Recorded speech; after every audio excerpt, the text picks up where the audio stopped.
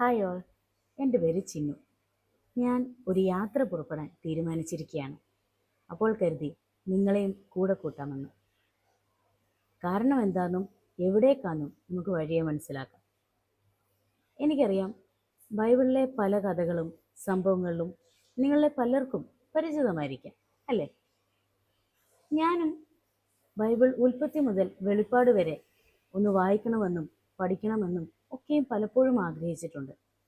പക്ഷേ അപ്പോഴൊക്കെ ഞാൻ സ്റ്റക്കാവുകയായിരുന്നു. കാരണം മറ്റൊന്നുമല്ല, ഒരു സംശയം. എനിക്കറിയാം, എനിക്ക് തോന്നിയ ഈ സംശയം നിങ്ങളിൽ പലർക്കും തോന്നിയിട്ടുണ്ടാകാം. അല്ലെങ്കിൽ നിങ്ങളുടെ കുഞ്ഞുങ്ങൾ നിങ്ങളോട് ഇത് ചോദിച്ചിട്ടുണ്ടാകാം. അല്ലെങ്കിൽ നിങ്ങളുടെ സുഹൃത്തുക്കൾ എവിടെ നിന്നെങ്കിലും നിങ്ങൾ ഈ ഒരു സംശയത്തിൻ്റെ ചോദ്യം അതിന് മറുപടി നൽകേണ്ടവരായി വന്നു നിന്നിട്ടുണ്ടാകാം. ആ ഒരു സംശയത്തിൽ നിന്നാണ് ഞാൻ ഇന്നിവിടെ നിൽക്കുന്നത്.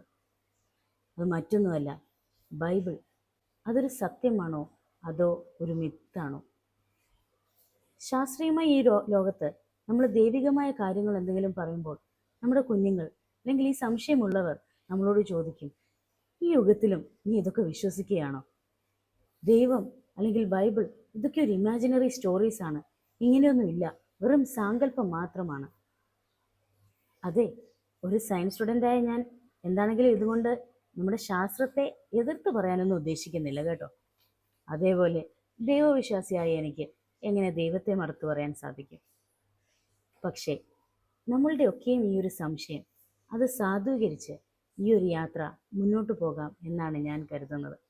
പക്ഷേ ഞാനൊരു ഉറപ്പ് തരാം കേട്ടോ, ഈ യാത്രയിൽ നമ്മൾ മുന്നോട്ട് പോകുമ്പോൾ നമ്മൾ ഇത്രയും നാളും ജീവിതത്തെ കണ്ടിട്ടുള്ള ആ ഒരു പെർസ്പെക്റ്റീവിൽ നിന്ന് മാറി തികച്ചും നമ്മുടെ ജീവിതം കൊണ്ട് അർത്ഥമാക്കുന്നത് എന്താണെന്നും നമ്മുടെ ജീവിതത്തിൽ എന്താണ് സന്തോഷമെന്നും ആ ഒരു ഹാപ്പിനെസ് കണ്ടെത്തുവാൻ നമുക്ക് സാധിക്കും എന്ന് ഞാൻ ഉറപ്പായിട്ടും പറയുന്നു. നമ്മുടെ ജീവിതത്തിൽ നമ്മൾ ഫേസ് ചെയ്തിട്ടുള്ള പല ക്വസ്റ്റ്യനുകൾക്കുള്ള മറുപടി ആയിരിക്കാം, അല്ലെങ്കിൽ നമ്മുടെ ആശങ്കകൾക്കുള്ള ഒരു സൊല്യൂഷൻ ആയിരിക്കാം, പലതും നമുക്ക് ഈ ഒരു യാത്രയിലൂടെ കണ്ടെത്താൻ സാധിക്കും എന്നാണ് ഞാൻ വിശ്വസിക്കുന്നത്. നമ്മളുടെ യാത്രയുടെ ഫസ്റ്റ് ഡെസ്റ്റിനേഷൻ എന്ന് പറയുന്നത് ഉൽപ്പത്തി പുസ്തകം 1-ാം അധ്യായം. അതെ, സൃഷ്ടിയുടെ ആരംഭം. ബൈബിൾ പ്രകാരം 6 ദിവസം കൊണ്ട് ഉണ്ടായതാണോ ഈ കാണുന്നതൊക്കെ, അതോ ശാസ്ത്രീയമായി ഒരു ബിഗ് ബാങ്ങിലൂടെ ഉണ്ടായതാണോ ഇത്? നമുക്ക് നോക്കാം.